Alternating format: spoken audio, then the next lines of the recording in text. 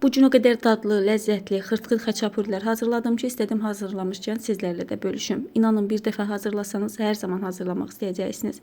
Videoya keçməzdən öncə sizlərdən xahişim videonu bəyənib kanala abunə olmağınızdır.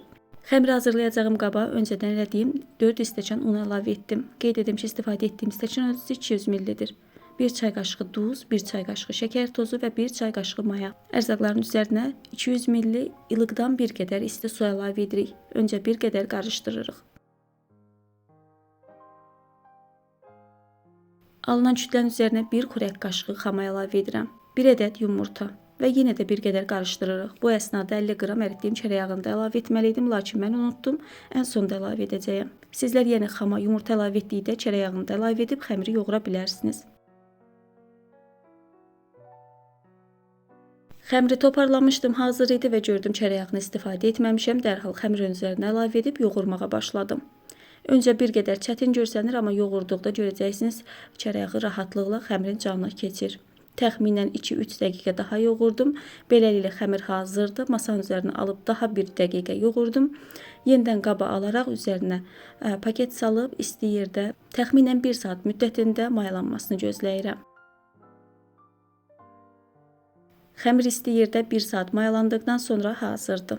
Bir dəfə yoğururuq, xəmirdən maya qoxusu gəlməsin deyə. Yaxşı olar ki, sizlər də mayalı xəmirləri öncə yəni mayalandıqdan sonra bir dəfə yoğurub ardından istifadə edəsiniz. Əgər xaçapurinin hər birinin eyni böyüklükdə olmasını istəyirsinizsə, sizlər də mətbəx tərəzisindən istifadə edə bilərsiniz.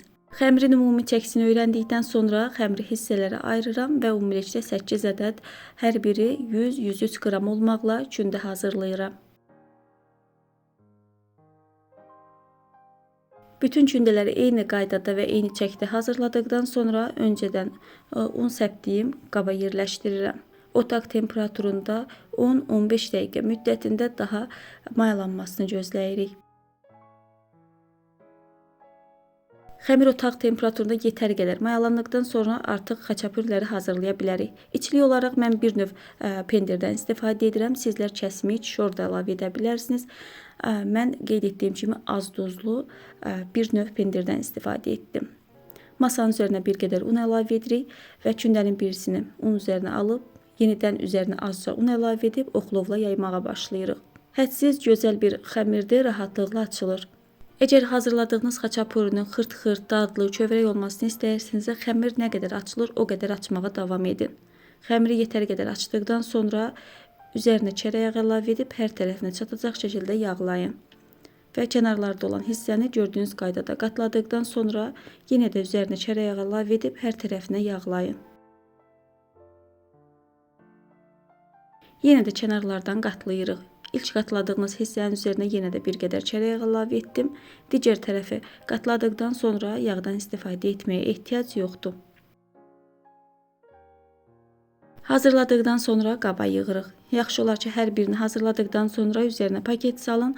Yəni kənarları və üzəri digərlərini hazırlayana qədər qaysaq tutmasın. Video bir qədər uzun alınsa da istədim təkrar bir dəfə də xəmir açaraq sizinlə xaçapurinin yağlanma və qatlanma hissəsini sizinlə bölüşüm. Ola bilsin ilk dəfə xaçapuri hazırlayanlar var, hər kəsə daha aydın olsun deyə.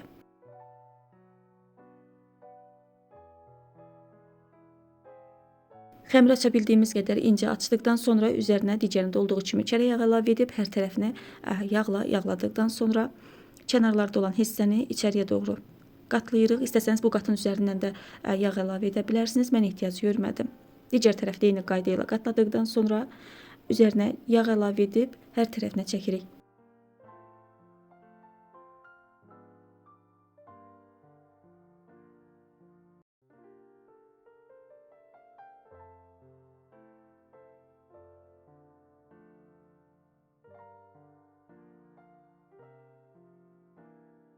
Sonuncu xəmiri də hazırladıqdan sonra heç gözlətmədən birinci hazırlamış olduğumuz xəmiri masanın üzərinə alırıq. Bu zaman undan, yağdan istifadə etmirik. Sadəcə üzərindən gördüyünüz qayda ilə oxluqla bir qədər açırıq. Xəmiri açdıqdan sonra baxırıq ən hamar hissəsini üzərinə qalmasından ötəri xəmiri çeviririk. Və bir xörək qaşığı yarım içlikdən istifadə edirəm. Sizlər içliyin miqdarını artıra və ya azalda bilərsiniz. İndi isə xaçapuriyə forma veririk. Öncə üst hissədə olan ucları birləşdiririk, ardından digər hissəndə qaldıraraq birləşdiririk. Əgər xaçapurinin bişən zaman formasını itirməsini istəmirsinizsə, qaldırdığınız hissəni, yəni bu gördüyünüz hissələri möhkəm sıxın. Yəni yaxşı sıxdıqdan sonra soba tavasına yerləşdirin. Yağlı kağız sərdiyim soba listinə yerləşdirirəm və digərlərini də eyni qayda ilə hazırlayıram.